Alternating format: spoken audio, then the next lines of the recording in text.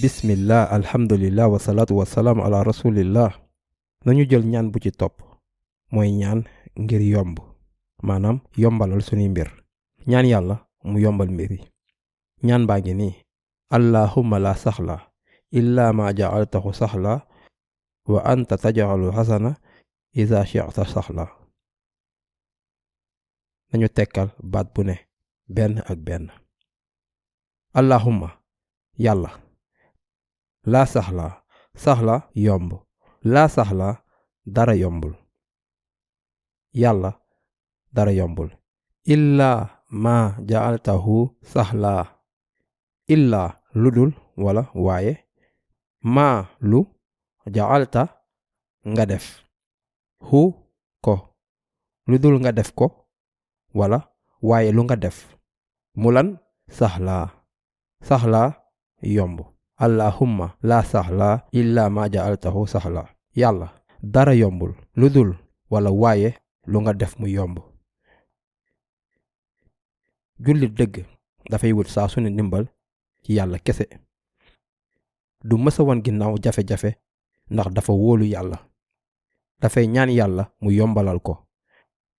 te jafe-jafe bu ne bu jàllee ci lu yomb nekkul seen mën-mën moo tax, yàlla moo ko yombalal. kon moom lañ war a gërëm. ngeen fàttaliku yàlla kese mooy joxe mën-mën.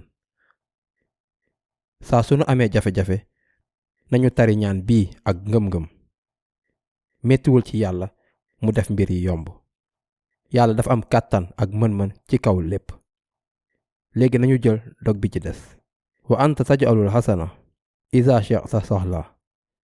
te li nga def jafe-jafe saa soo ko bëggee mu yomb, maanaam dangay yombalal mbir yi saa soo ko bëggee.